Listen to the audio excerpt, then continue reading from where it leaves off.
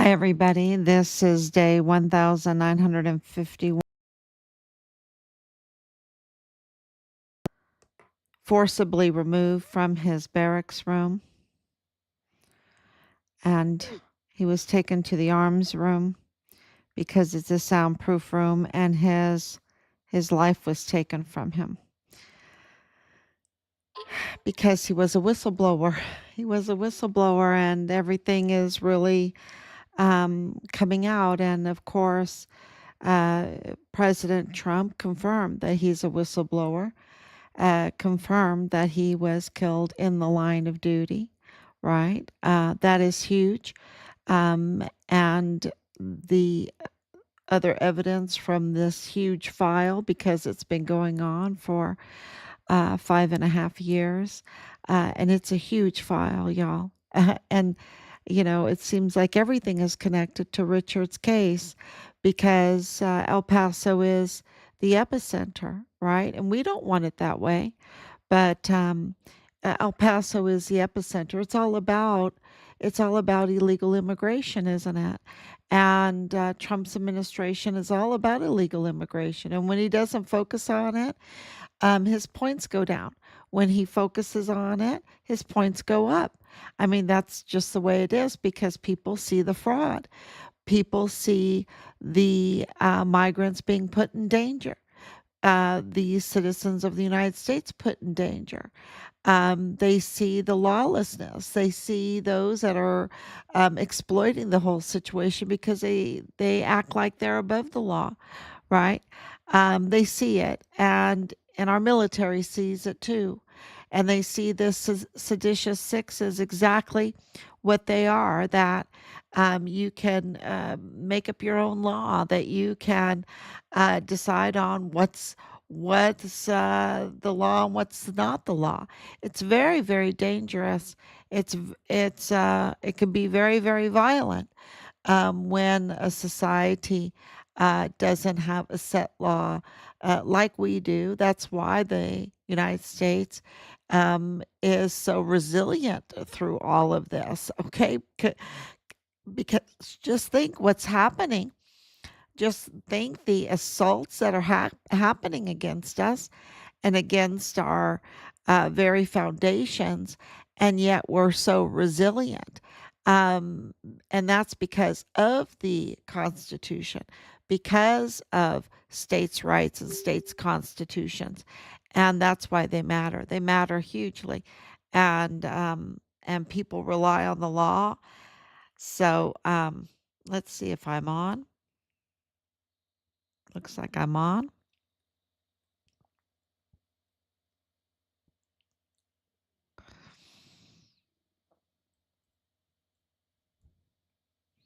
Always takes a few minutes.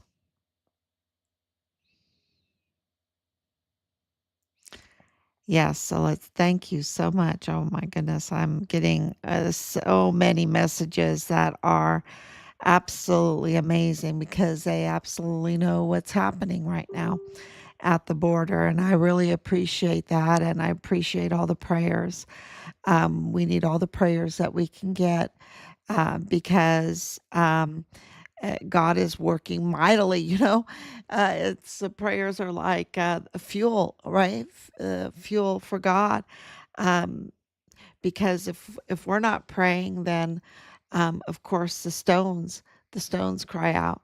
That's been on my mind this whole week is how the stones have been calling out that you can't stop the truth. You can't stop God's justice. You can't stop the transparency because if we don't call out, if we don't do what we're supposed to be doing, uh, and bringing heaven on earth, right? Um,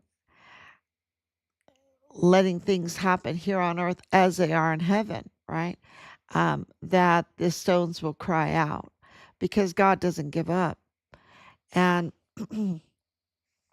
God's hand has been on this whole thing. I'm trying to see if I can uh,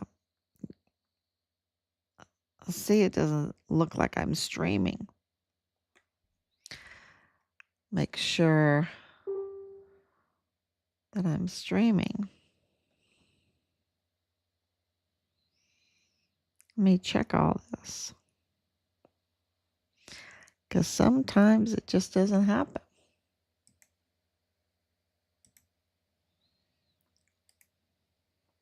And there's so much, and it's late, I know. Yeah, it all looks right. It all looks good. Okay, let's see. There it is. Okay, I am.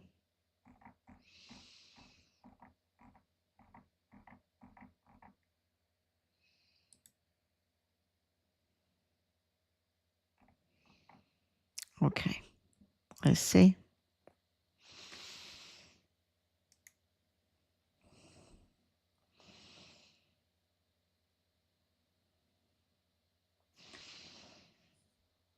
Okay, I don't see it on my phone yet, but it's coming slowly. But I'll go ahead and start.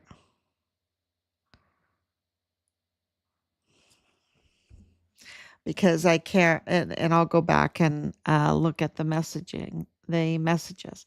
So today has been a wowzer day. And I just want to explain a little bit about Richard first because I had some people that I spoke with today that asked that just didn't understand about the connection of Richard's case with the Walmart mass shooting case. And it's very important for everyone to understand that Richard was a whistleblower, that he was a whistleblower in 2019 and early 2020. Okay. This is when President Trump in his first term was absolutely trying to secure that border. They were trying to secure that border, and there was, so much resistance to it. Because it's a lot of money. There's so many compromised officials, right? Which we'll get to today with the breaking news. Um, and he was putting his executive orders out. He was investigating so many crimes at the border, so much fraud at the border. And there are records of all of that. So you can go and look for yourself about who is being raided, who was, you know, uh, well, I shouldn't say, um, thought to have been trafficking, right? And so the law enforcement was trying to do their job and stop the trafficking and secure the border. And there is records all over the place, starting in 2017, going into 2020. And so President Trump was absolutely um, not their friend. He was not El Mayo's friend because El Mayo Zambada is Ismael El Mayo Zambada Garcia. That's his name. Of course, he started the Sinaloa Cartel with El Chapo, and they made loads of money, y'all. It was they really built something. It was really amazing and amazingly criminal. It was totally criminal, and a lot of blood on their hands, a lot of lives lost, a lot of culture ruined. Okay, because when you flood Mexico with drugs and drug money, and that comes with arms and bullets and human trafficking, sexual trafficking. And when you have that kind of sexual trafficking with all the drugs, with all the violence of it, then the spirituality also gets demonic, and then the crimes get demonic. And so, you can see that progression with all the very worst type of crimes against children, and now also this organ harvesting, travesty where they targeted young women that were pregnant, targeted women with children, and exploited them. And not only that, but then DNI, which is National Intelligence, Department of National Intelligence, just released Martha Aguilar Mendez, right? Uh, is it Mendez? Yeah. Uh, that she was the La Diabla, right? She was the La Diabla, and that she was performing with trained like 16, 17-year olds to perform illegal C-sections. And a lot of them went wrong, right? And they were also performing organ harvesting. And her family worked for Beto O'Rourke. Her family worked for Beto O'Rourke. I can't make that up, right? So this is, so much information uh, that needs to be said, how bad the trafficking and where the trafficking leads to, right?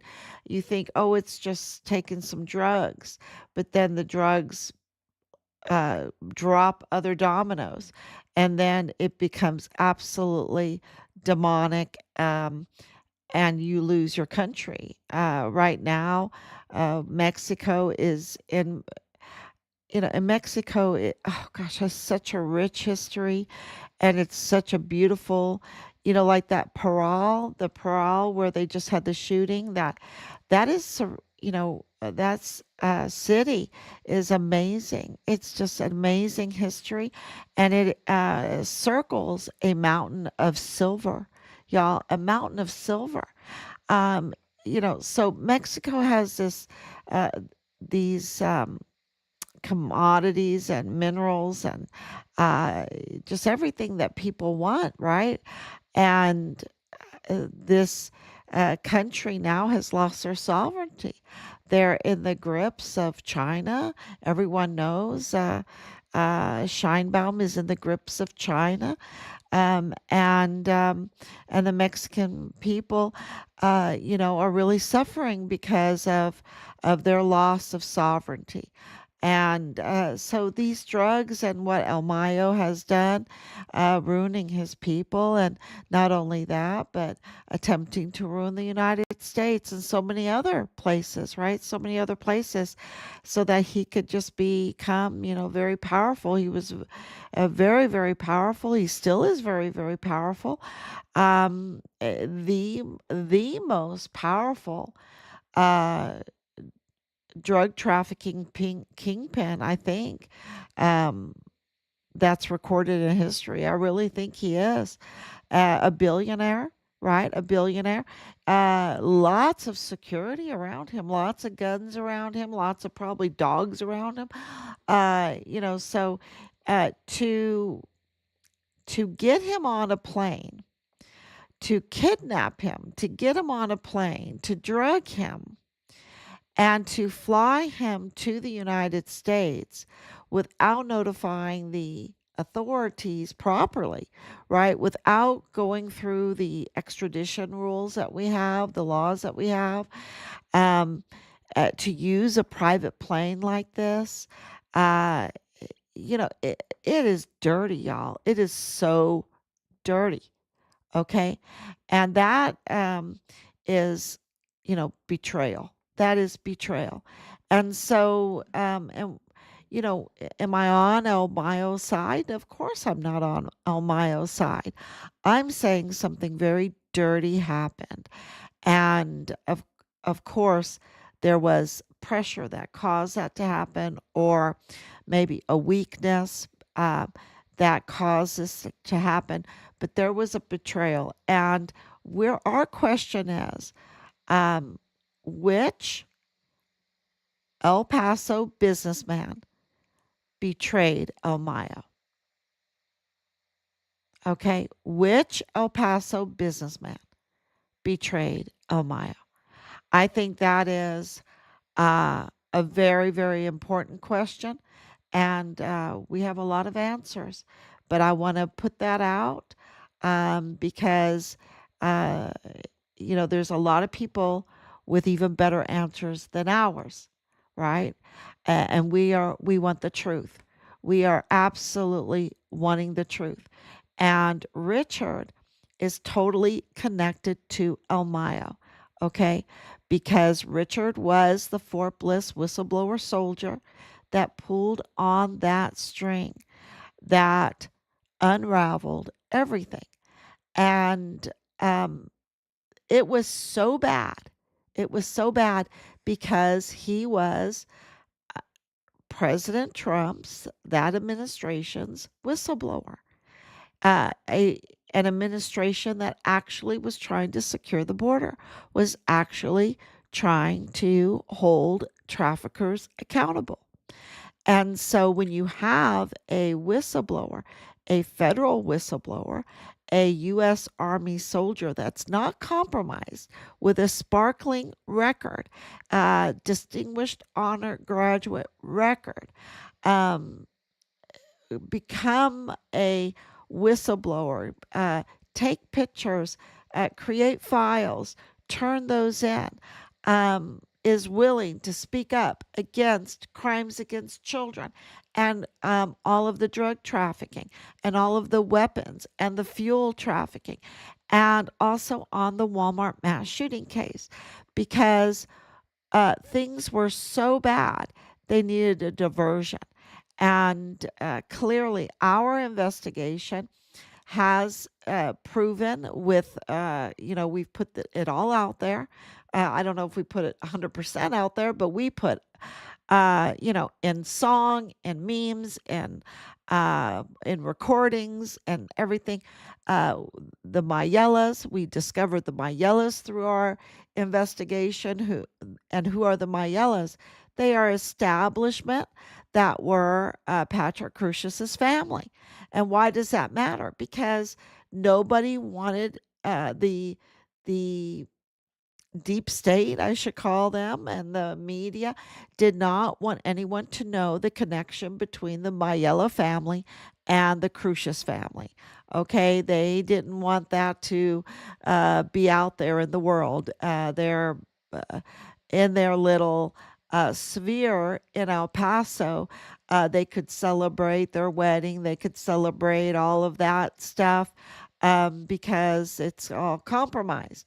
But they didn't want that to be written down and put into circulation for the world to see. Because their narrative was against President Trump. It was a fake narrative. It was a false narrative.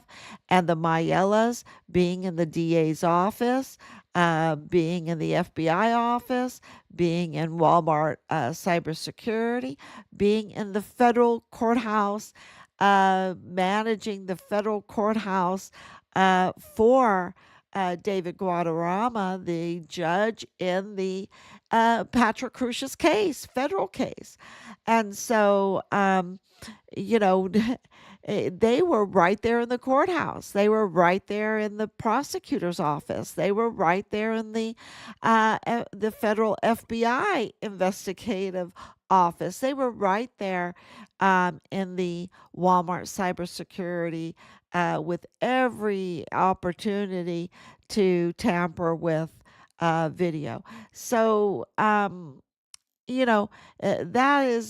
a very, very big deal, right? That's a very big deal, especially since Michael Mayella Jr. Was with Jaime Esparza in the DA's office. And so they, you know, they never showed up for a court case. Here they are, the family. Let's get engaged. Let's get married. Let's do this. Let's do that.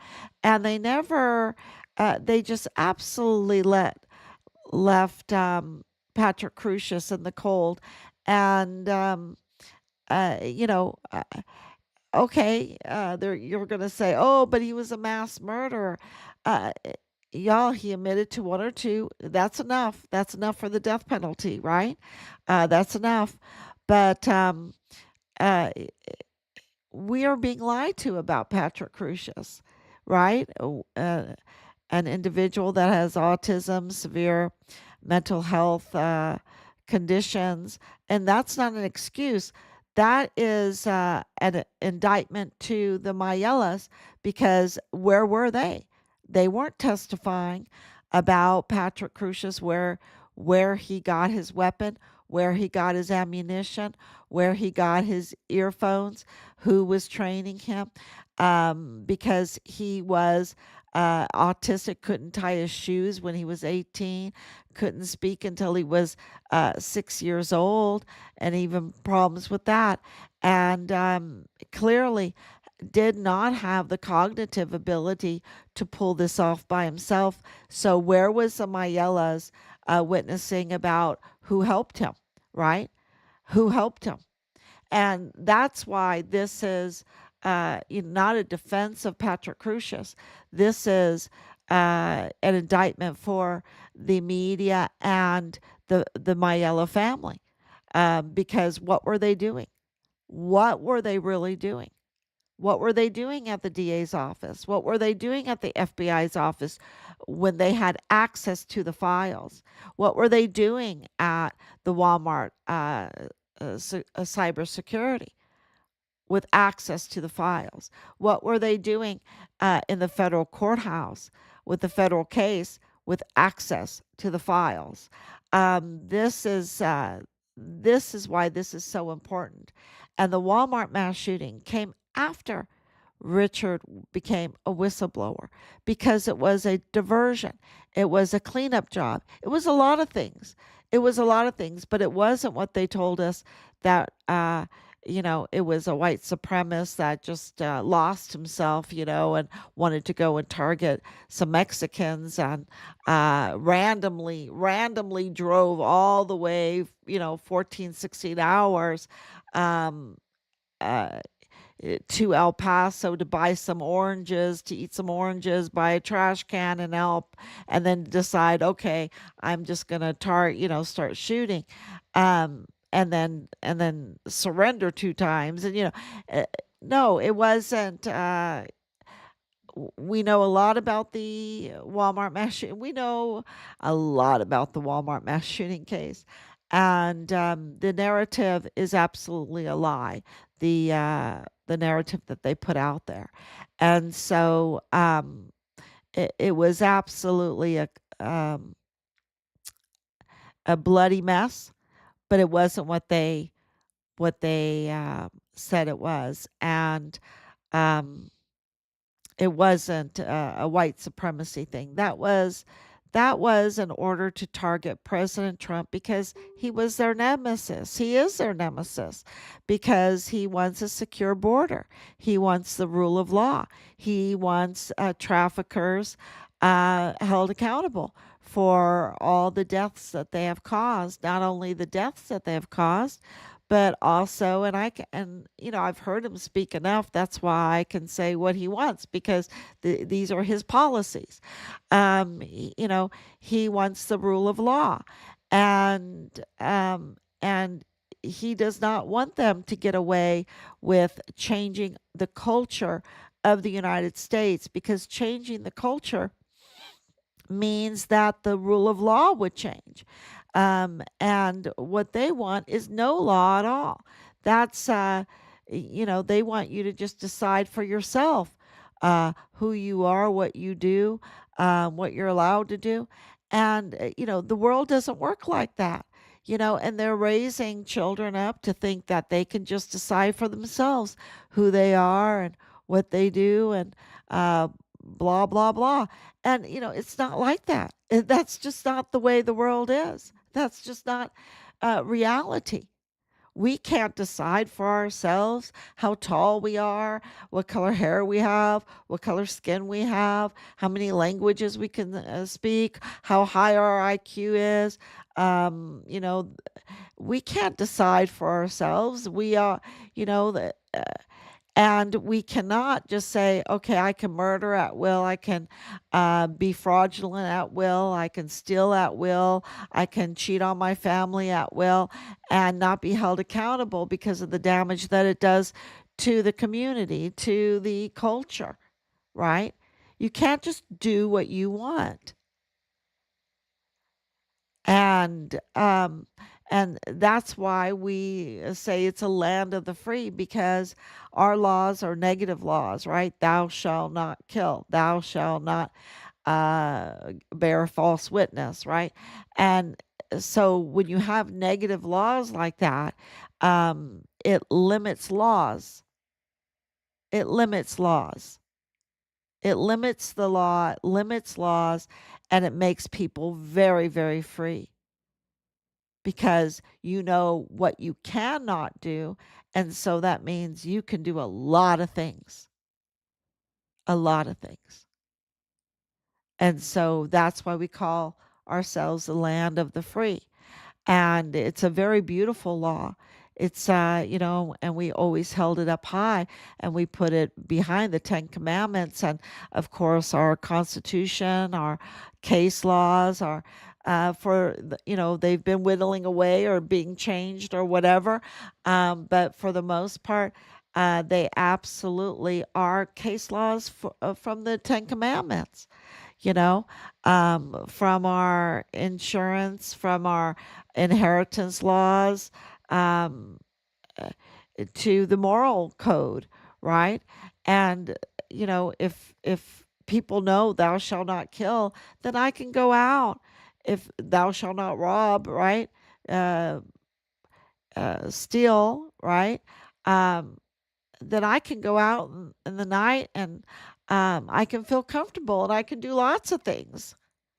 I can do lots of things when I'm not fearing to be mugged or raped or, and I don't know if I'm allowed to say that word, or, killed, right? The loss of life, if I'm not afraid of that, I have freedom.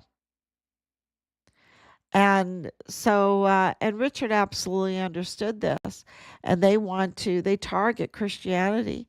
And he stood up against it. He stood up against the worst type of crimes against children, right? Because these people, that's what they're targeting.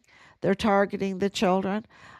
First and foremost, they're targeting Christianity. They're targeting God first and foremost, and children, and it's very clear by all of these deeds. And Richard, when he got to El Paso, he stood up against it.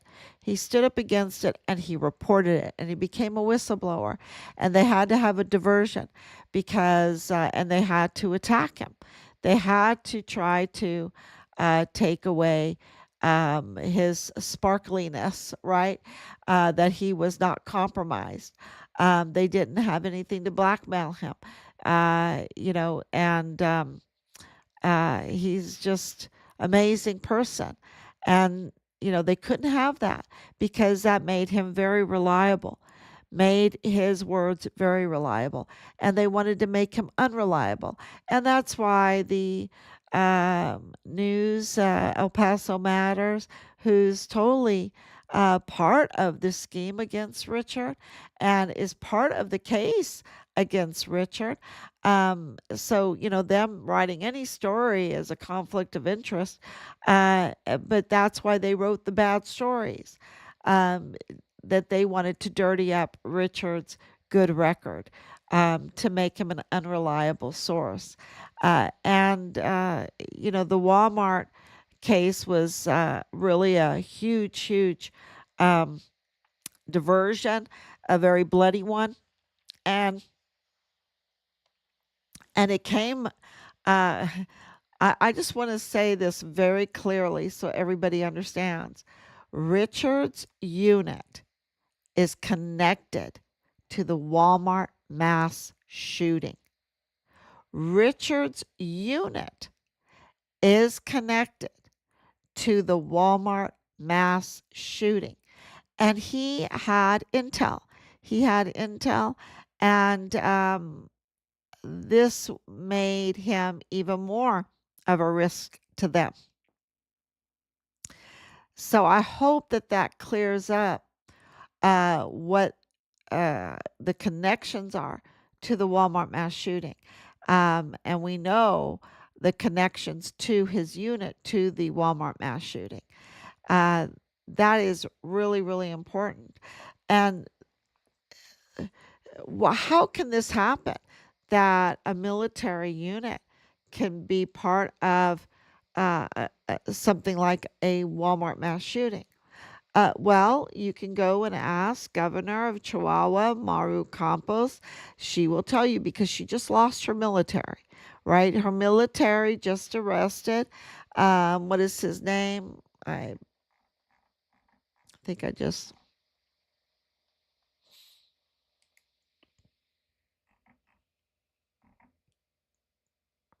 wanted to talk about El Mayo more. I think it's N4, right?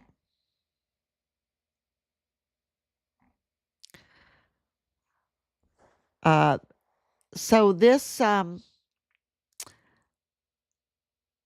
La Linea, who La Linea is the armed section of the Juarez cartel, and he left that. He left that and he defected and went to another cartel. And so he has a lot of information. And that makes you very dangerous when you have a lot of information about the inner workings of the Juarez cartel. And La Linea, and don't forget that La Diabla was La Linea right there in Juarez. Um, so we know that this has a huge possible. They arrested him, right, because of his being part of this arms part of the La Linea, the Juarez cartel, and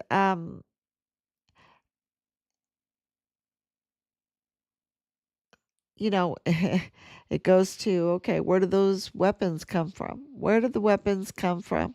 Who rubbed out the serial numbers? We know that they're doing that because they just arrested the two owners of um, Miss Universe pageant and the security that was rubbing out the serial numbers.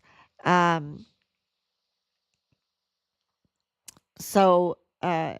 this is, uh, it's going to be interesting if this connects Fort Bliss to Juarez Cartel or La Linea, okay? Because now you have La Linea implicated with this human trafficking, um, the worst type of crimes against children, and the worst type of crimes against pregnant mothers, and all this organ harvesting. So yeah, it's.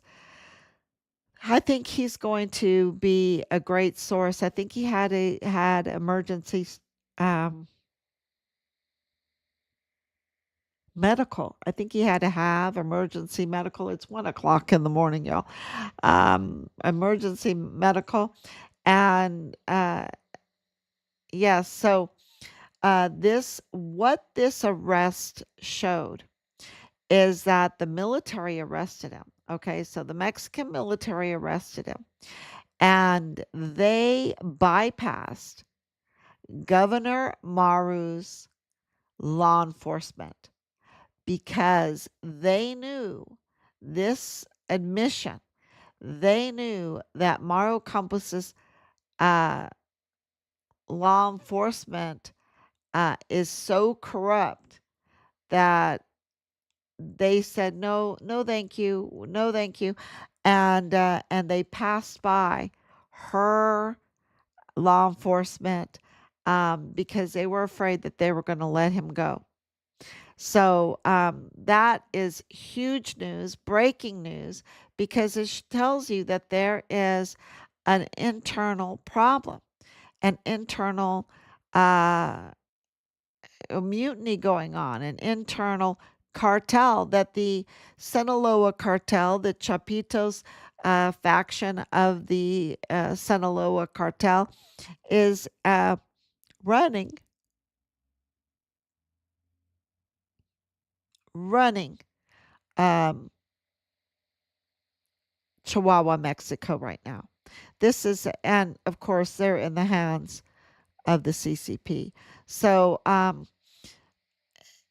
you know, that makes it double bad, right? That makes it really, really bad. Um, so that is really big news because not only, not only does that um, show you that the Chihuahua government is an FTO, it's a Sinaloa cartel controlled, right, through the Pan Party. Um, but this is very interesting. If you haven't been paying attention, you might have missed it.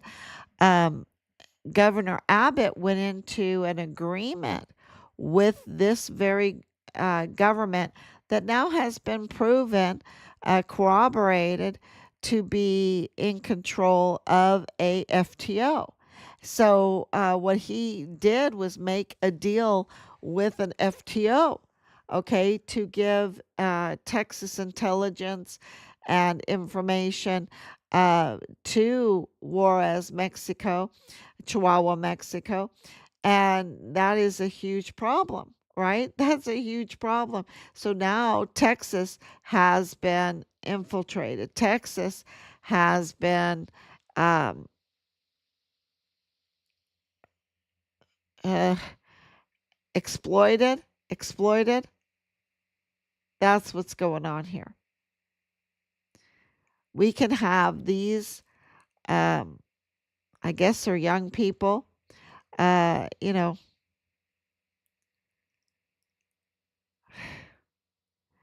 running running a very dangerous gun trafficking, organ harvesting, baby adoption. Uh, Look at how young this guy looks, right? From Lilinia. And you have Governor Abbott going into a deal with an FTO Sinaloa cartel. Yeah, that's that's not too good. And it also shows you that what we've been saying is true all along, that there is an internal problem. Okay, so let me read some of these. Hello. When I say they're all in on it, I mean they're all in on it. Yeah, but God's not in on it, right? And we're not in on it, and you're not in on it. And El Mayo was betrayed. What El Paso businessman betrayed El Mayo? And El Mayo, how can you betray him, right? I mean, he's billionaire. I mean, can you imagine his security team? And I'm going to read you some of his money that, if I can see it, you're talking about recorded. Oh, I think the deal was for billions of dollars, 15 billions of dollars. A plea deal with El Mayo included a forfeiture of up to 15 billion, that's with a B, billion dollars. Okay, highlighting the scale and wealth accumulated by the Sinaloa cartel under his leadership. Okay, huge, huge. That is $15 billion is culture changing. And he changed it for the worst. And now he was betrayed by a Texas businessman. Why? And not interested in doing something good, right? Because they didn't follow the law. They think they're above the law. And they kidnapped him and drugged him and um flew him into the Santa Teresa jetport um with law enforcement waiting there for him. Uh and the pilot didn't even have a license, right? The pilot didn't even have a license. So, yeah, uh, this is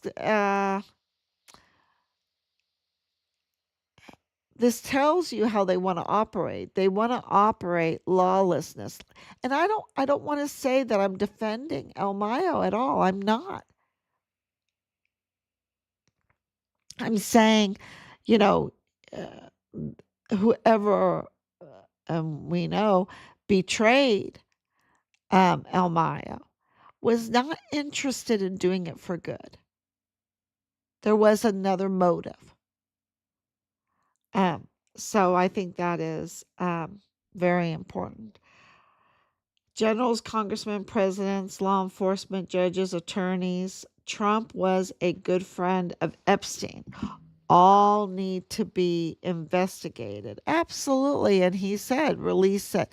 They've been playing games with that because Epstein's Zorro Ranch is a, a very protected airspace right to the ranch over White Sands Missile Range. You just put in the Auto VOR.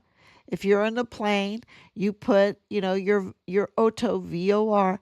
The Auto VOR, if you look it up, it's right there. I think it's 4 miles from Epstein's runway. And they were trafficking. They were absolutely trafficking. There's no doubt in my mind. Am I supposed to say no, they weren't trafficking? It's already been reported they were trafficking. So, the same Auto VOR is probably uh, the same frequency that they used to bring El Mayo in to Santa Teresa.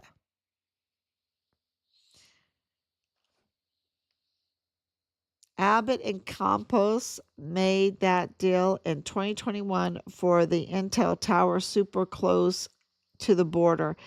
If they want, they can shoot anyone from that tower in USA territory. Uh, yeah, so um, back to Richard. So we know that he was whistleblowing. We know that President Trump was trying to secure that border. We know that the Walmart mass shooting was in response to divert any attention from all of that, right? Uh, then, of course, they had to do all the retaliation to try to make a lot of confusion about who Richard is. And then they could do the counterintelligence with Ray Velarde and see what he knew. And then shortly after that signing of the document, Richard's life was taken. So that's why, and then of course his body was stolen, and our evidence indicates he's in Plenitude Crematorium. And that's why these are the vicious negotiations for the return of our son's body.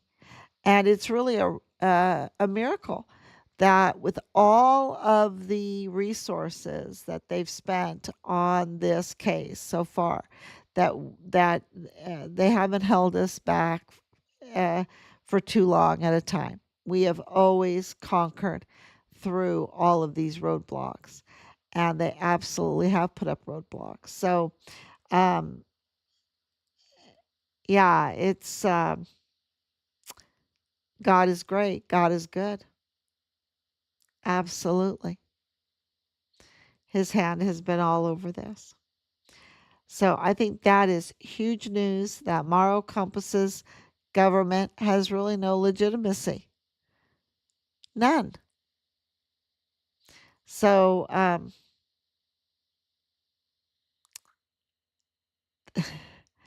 it's, like I said, it's almost 1:30, and I think, I'm just gonna say good night. It's just watch the posts. It's really, um, the best thing that I can say because we have so much information that we'll be posting about. It's just been nonstop all day long in a very, very good way. So thank you so much. God bless you, and I will be back tomorrow, God willing.